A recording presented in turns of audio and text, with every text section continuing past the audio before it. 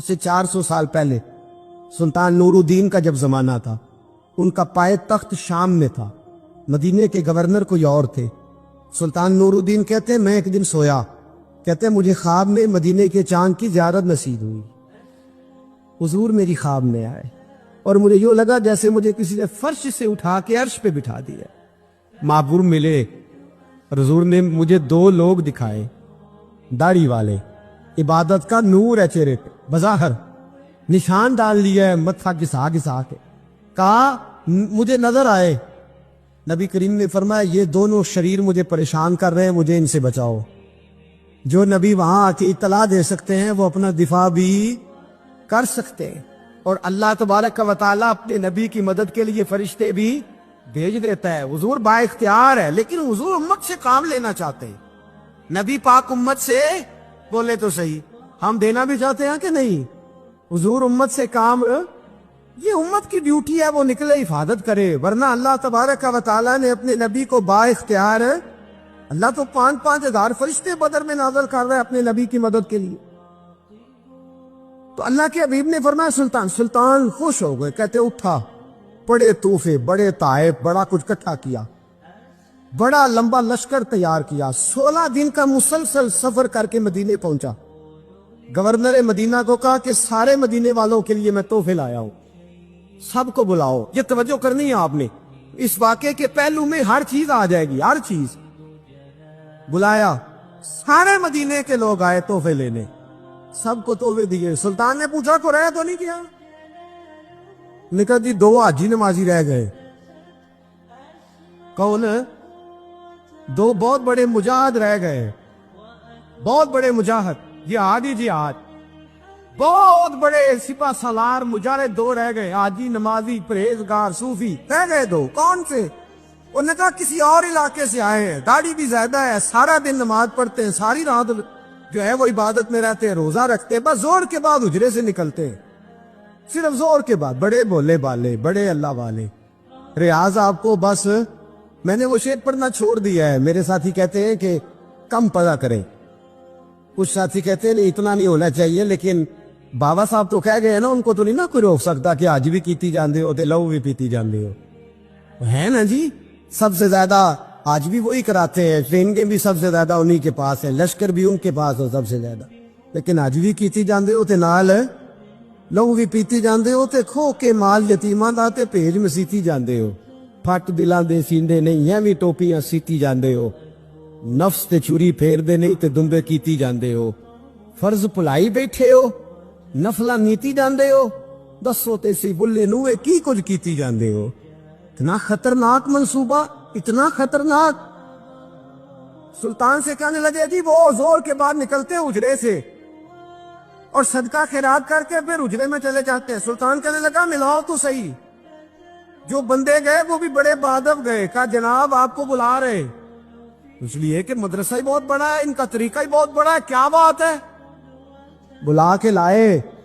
سلطان نے دیکھا تو سلطان کی آنکھیں کھل گئی، کہنے لگے یہ تو وہ 2 ہیں جو مجھے حضور نے خواب میں دکھائے ہیں۔ نبی پاک نے، یہ 400 سال پہلے مولا علی قاری لکھ رہے ہیں، یہ تو حضور نے مجھے خواب میں دکھائے، یہ تو وہ ہے۔ اللہ اکبر۔ میں اکثر کہتا ہوں ہمارا کسی کے ساتھ کوئی ذاتی جھگڑا نہیں، اللہ جانتا ہے بڑی جلدی مر جانا ہے۔ ہاں کچھ لوگ زیادتی کرتے ہیں دین کے معاملہ، میری سرکار کے بارے میں زیادتی کرتے ہیں تو ان سے دل بھر جاتا ہے، ان سے تکلیف پہنچتی ہے، ان سے اذیت ہوتی ہے، ورنہ خون کے آنسو دل روتا ہے۔ امت کو ایک ہونا چاہیے، امت کو، لیکن امت اس وقت ایک ہوگی جب نبی پاک کے گنبد کے سائے میں ایک ہوگی، جب رسول اللہ کے گنبد کی ہریالی میں امت ایک ہوگی۔ میرے حبیب پاک علیہ السلام، یہ تو 2 مجھے حضور نے دکھائے ہیں۔ سلطان کہنے لگا باندھو ذرا کس کے انہیں، ان کے گھر کی تلاشی لینی۔ ان کو باندھ کے سلطان گھر گئے تو گھر کے اندر کچھ بھی نہیں، بس صدقہ خیرات کا سامان ہے، قرآن پاک ہے، کتابیں ہیں، تفسیریں۔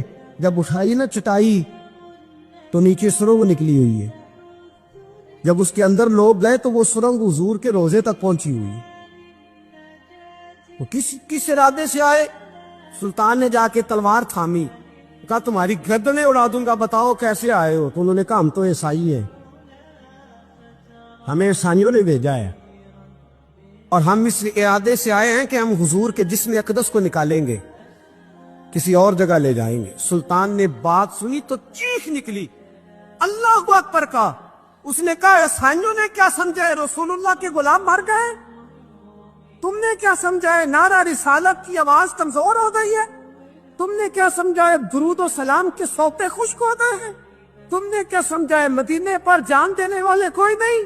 آپ نے فرمایا سازش کرتے ہو بے ایمانو، اندر چھپ کے وار کرتے ہو، طاقت ہے تو سامنے آؤ۔ مسلمانوں کا ایک ایک بچہ مدینے کی حرمت پر قربان ہو جائے گا۔ مدینہ منورہ کے حرمت پر مسلمان اپنی تجیہ بخیر دیں گے، اولادیں قربان کر دیں گے، لیکن کسی کافر کو بھی رسول اللہ کی بے ادبی کی اجازت کبھی نہیں دیں گے۔ سلطان نے پکڑا، قتل کیا، پھر سلطان نے ان کو کاٹا، آگ میں جلایا اور فرمایا مسلمانوں اور حاجی نمازی دیکھ کر، ہر دعوت دینے والا دیکھ کر ادھر بفر نہ جایا کرو، پہلے دیکھ لیا کرو اس کے سینے میں مصطفیٰ کا پیار بھی ہے کہ نہیں، اس کی باتوں سے عشق رسول کی خوشبو بھی آتی ہے کہ نہیں، اس کا لب و لہجہ نبی پاک کی ادب والا بھی ہے کہ نہیں، اس کے انداز، اس کے اعتبار رسول اللہ کا پیار بھی بتلاتے ہیں کہ نہیں۔ میں بلبل خوش لہجائے گلزار نبی ہوں، میٹھی میری باتیں ہیں کیونکہ نمک خار نبی ہوں۔ دیکھو دیکھو یہ رسول اللہ صلی اللہ علیہ وسلم کا فرما بردار۔ ایک اور بھی سازش ہوئی رافضیوں نے کی، انہوں نے بھی 2 بندے کی دفعہ بھیجے تھے، وہ بھی کھودنے لگے، کدھر آئے ہو؟ پکڑے گئے تو کہنے لگے حضرت ابو بکر حضرت عمر کا جسم نکالنے آئے، معاذ اللہ تعالی، لیکن میرے رسول نے یہ حرکت بھی کرنے کی اجازت نہ دی۔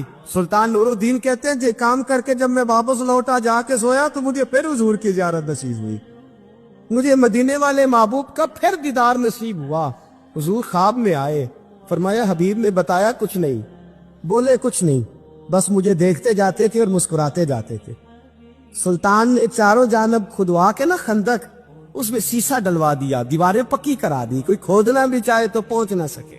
کہتے حضور دیکھتے جاتے، مسکراتے جاتے، اور جب میرے نبی میری طرف دیکھ کے مسکراتے تو مجھے یوں لگتا اللہ نے میرے لیے جنت کے سارے دروازے کھول دیے۔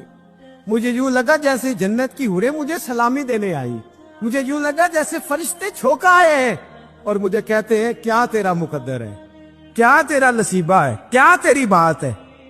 حضرت سیدنا ابو موسیٰ اشعری کہتے ہیں کہ میں نے نا مال غنیمت کی صفائی کی تو 1 دینار مجھے نا کہیں پڑا ہوا مل گیا، تو فرماتے ہمیں اجازت ہوتی تھی کہ 1 دینار ہم اپنی مرضی سے کہیں خرچ کر سکتے تھے، اگر آپ ناراض نہ ہوں تو ہمارے ہاں جب چیئرمین صاحب، ناظم صاحب ٹھیکے دیتے ہیں تو ٹھیکیدار ان کا چھوٹا بھائی ہوتا ہے یا چچا کا بیٹا ہوتا ہے یا خالہ کا بیٹا ہوتا ہے، وہ خود ناظم ہوتے ہیں اور ان کا چھوٹا بھائی ٹھیکیدار ہوتا ہے، یعنی وہ نا سارا کچھ گھر کے اندر ہی رہتا ہے، گھر کے اندر ایک پیسہ دیتا ہے، دوسرا واپس اس کو واپس کر دیتا ہے، گھر کے اندر ہی۔ اب تو خیر ہمارے لوگ سمجھدار ہو گئے، ایک بندہ ایک سیاسی جماعت میں ہوتا ہے، دوسرا دوسری میں، اور تیسرا جس کی بھی حکومت آئی حکومت تو ہماری رہے گی نا، ایک بندہ تو ہے نا اس جماعت۔ یہ اچھا لوگوں نے ایک طریقہ نکالا ہے۔ تو حضرت عمر کے بیٹے گزر رہا تھا تو حضرت ابو موسیٰ اشعری کہتے ہیں میں نے صفائی کی تو 1 دینار نکلا، تو میں نے وہ 1 دینار نا حضرت عمر کے بیٹے کو دے دیا، میں نے کہا لو بیٹا اپنے چچا کی طرف سے تحفہ۔ تو گھر جا کے انہوں نے حضرت عمر کو بتایا کہ چچا نے پیسے دیے ہیں، چھوٹے بچے تھے۔ حضرت عمر نے حضرت ابو موسیٰ اشعری کو بلا لیا اور بلا کے فرمانے لگے میں تو تمہیں اپنا دوست جانتا تھا اور تم نے میری اولاد کو ہی دنیا دار بنانا شروع کر دی ہے، میرے بچوں کو ہی تم نے دنیا دار پیسوں پہ لگانا شروع کر دیا، میں تو تمہیں یار سمجھتا تھا۔ فرمایا تمہیں چاہیے تھا میرے بیٹے کو نصیحت کرتے کہ بیٹا پیسوں سے رب راضی نہیں ہوتا، اس کی رضا والے کام کیے جائیں تو رب راضی ہوتا ہے۔ اور فرمایا تمہیں کوئی اور گھر نہیں ملا تھا تباہ کرنے کے لیے، میرا ہی گھر ملا تھا، اٹھاؤ اپنا دینار اور خبردار آج کے بعد میرے بچوں کے ساتھ یہ والی نیکی نہ کرنا۔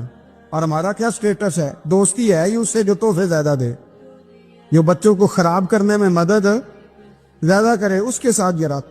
حضرت عمر نے گھر پہ اور سب سے بڑھ کر اپنی ذات پہ توجہ کی۔ حضرت ابو مالک رضی اللہ تعالیٰ عنہ کہتے ہیں میں عمر کے پیچھے پیچھے ایک باغ میں گیا، اکثر اس باغ میں جایا کرتے تھے، اور عمر جا کے نا تو درخت کے نیچے بیٹھ گئے اور فرمانے لگے او امیر المومنین اللہ سے ڈر جا، ورنہ جس رب نے حکومت دی ہے وہ عذاب بھی بڑا دے گا، ڈر جا رب سے۔ کبھی ساری زندگی حضرت عمر نے اپنا کوئی تعارف نہیں کرایا, کبھی نہیں. ایک بندے نے آپ کے سامنے تعریف کر دی آپ کی تو فرمانے لگے تو خود بھی ہلاک ہوا اور مجھے بھی ہلاک کر دیا. کیا ضرورت پڑی ہے میری تعریفیں کرنے کی؟ اتنی دیر میری تعریف میں لگائی. اللہ کا ذکر کرتا رب تجھے ثواب دیتا, حضور پہ درود پڑتا تو رب تیرے اوپر رحمتیں نازل کر. کس چکر میں؟ آج جتنا اچھی کوئی خوشامد کرے اتنی اچھی وزارت ملتی ہے, جتنی اچھی اس کو جو ہے وہ چاپلوسی کرنی آیا درجہ بھی اسے اتنا ہی اچھا ملتا ہے. حضرت عمر فاروق رضی اللہ تعالیٰ عنہ آپ کے بیٹے کہتے ہیں, صاحب فتوح الشام نے لکھا ہے, آپ کے صاحبزادے کہتے ہیں میں نکلا تو میرے ابا جی نا اپنی پشت پر مشکیزہ رکھ کے کنویں سے پانی بھر کے آ رہے. میں دوڑ کے آگے گیا, میں نے کہا ابا جی مجھے دے دے. فرمانے لگے بیٹا تیرا کیا خیال ہے, کوئی اور نہیں تھا مشکیزہ بھر کے لانے کے لیے, تیرا کیا خیال ہے؟ کہا ابا جی بڑے لوگ تھے پر آپ کیوں اٹھا رہے ہیں؟ فرمانے لگے نفس نا ذرا میرا بڑا ہو گیا تھا, اسے ذرا ذلیل کر رہا ہوں, ذرا اپنا محاسبہ کر رہا ہوں. یہ مجھے کہہ رہا تھا تو بڑی چیز ہے, تو میں نا ابھی مشکیزہ گھر رکھ کے آؤں گا, پھر تیری ماں نے مجھے کہا ہے کہ گھر میں لکڑیاں کوئی نہیں جلانے کے لیے, پھر میں جنگل سے لکڑیاں کاٹ کے لاؤں. امیر المومنین بن کے نا تو میرا نفس تھوڑا بڑا ہو گیا. اب یقین کریں ہمارا آزما خراب ہو جاتا ہے جب تک ہمارا تعارف صحیح نہ ہو, ہمارا تعارف ٹھیک نہ ہو. میں یہ ہوتا ہوں, میں وہ ہوتا ہوں. چھوڑ, مٹی دیں تے مٹی رہنا ہی, مٹی دیں تے مٹی دیں تے مٹی رہنا ہی. ایویں کادی بلے بلے, اج مٹی دے اتے بندیا تے کل مٹی دے تھلے.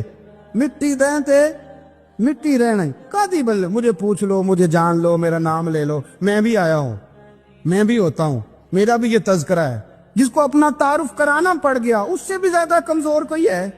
فوٹو میں دکھاتا پھرتا ہے فلانے کے ساتھ فوٹو, فلانے تو کمزور بندے یہ کام کرتے. حضرت عمر فاروق اللہ اکبر, حضرت عمر جیسا بندہ 24 لاکھ مربع میل کا حکمران, اور شاہ روم کو خط لکھ کے کہتا ہے میں منت نہیں کرتا میں حکم دیتا ہوں. اتنا تگڑا بندہ.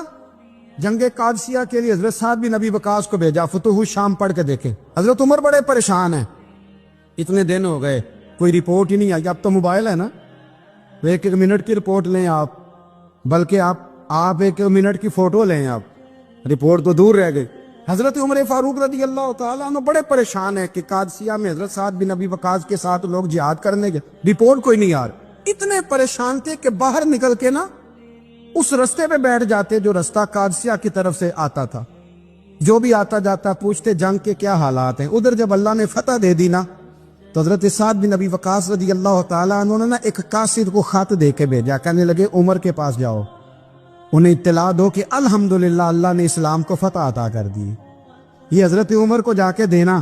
وہ بڑے پریشان ہوں گے. وہ جو اس زمانے میں اس طرح ہوتا تھا کہ کئی دور دور سے صحابہ جو دوسرے شہروں کے ملکوں کے رہنے والے ہوتے تھے وہ بھی آ کے شامل ہو جاتے تھے جہاد میں.